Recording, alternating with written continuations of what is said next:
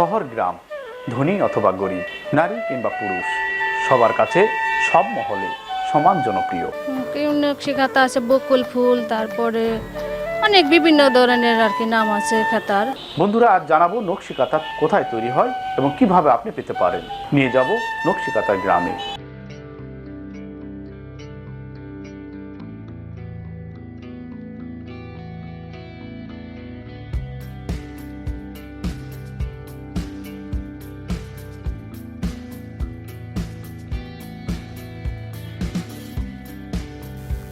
নিপুণ হাতের শৈল্পিক ছোঁয়ায় নকশি কাঁথা সহ বিভিন্ন পোশাকে ফুটিয়ে তোলা হচ্ছে নান্দনিক সব কাজ। ব্যবসায়ীর কাছ থেকে চাহিদা নিয়ে ফুল তোলার কাজ করছেন গ্রামের গৃহিণী ও শিক্ষার্থীরা। নওগাঁর মান্দা উপজেলার অন্তত 60টি গ্রামের কয়েকশো নারী অবসর দিনে বাড়ির উঠোনে দল বেঁধে পোশাক সহ নকশি কাঁথা তৈরির কাজ। সালোয়ার কামিজ ও শাড়িতে বুটিক বসানো ছাড়াও দৃষ্টিনন্দন সব ফুল সুই সুতোর বননে নিজেদের ভাগ্য বদলের চেষ্টা করছেন। সবাই পাড়া প্রতিবেশী যেগুলো আছে তারা আসলে সবাই তো সবাই সময় হচ্ছে টিভি সিরিয়াল এসব দেখে সময় কাটায়। তো তাদেরকে আমরা এক কাজের যে বিশ্লেষণ করাই যে সবাই সব রকমের যে অবসর সময়টা কাটায়, সেটাতে তাদেরকে আমরা কাজের জন্য একটু নির্ভর করি। যে কেউ হয়তো কাঁথা সেলাই করে, কেউ হয়তো জামা করে এবং কেউ দর্জিগিরি করে। এগুলোতে তাদেরকে কাজ লাগিয়ে দিয়ে আমরা আমাদের পরিবারে অনেক হয়তো অসহায় আছে, তাদেরকে কাজে দিলে তারা আমাদের যে সমাজে একটু কাজ করার জন্য তাদের পরিবারে একটু সাহায্য করে। যে আমাদের ফ্যামিলিতে হয়তো কেউ কেউ অসহায় আছে, যাদের ভাই বোনকে হয়তো পড়াশোনা করাতে পারে না, তাদেরকে সে কাজ করায়, এটা যে মজুরি পায় সেটা দিয়ে তাদেরকে পড়াশোনা করানো হয়। এবং আমাদের ফ্যামিলিতে বাবা মাও অনেক অসহায়, তাদেরকে অনেক স্বনির্ভর করতে পারি, যে এটা দিয়ে তাদেরকে একটু হাসি মুখে রাখতে পারি। এতে আমাদের পরিবারে অনেকটাই সহযোগিতা হয়। নকশি কাঁথা তৈরির মাধ্যমে আর্থিক সচ্ছলতা ফিরেছে অনেক নারী। নকশি কাঁথার মাধ্যমে তারা ভাগ্যের পরিবর্তনের স্বপ্ন দেখছে।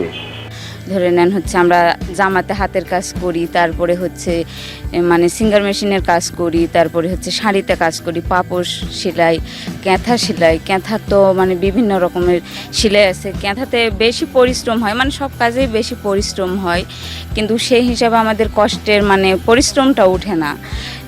ধরে নেন একটা করে মানে জামাতে বা কাঁথাতে যেগুলো সুতা লাগে, সেরকম সুতার মানে সুতায় কাঁথায় তারপর হচ্ছে মানে ছাপ দেওয়ানো, এগুলোনের মানে অনেক টাকা লাগে। সেই হিসাবে আমরা হিসাব করতে গেলে সেই হিসাবে আমাদের কষ্টের কোনো পরিশ্রমই ওঠে না।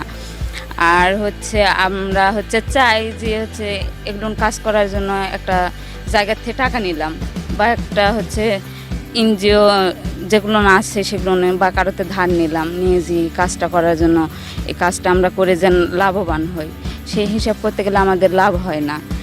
তো আমাদের মানে এই সহযোগিতার জন্য যদি কেউ যদি মানে হাত বাড়ায় দেয় তো আমাদের আরও খুবই ভালো হয়। মানে আমরা চাই যে সরকার আমাদের এই কাজটা নিয়ে মানে সহযোগিতা করে, এটা আমরা চাই।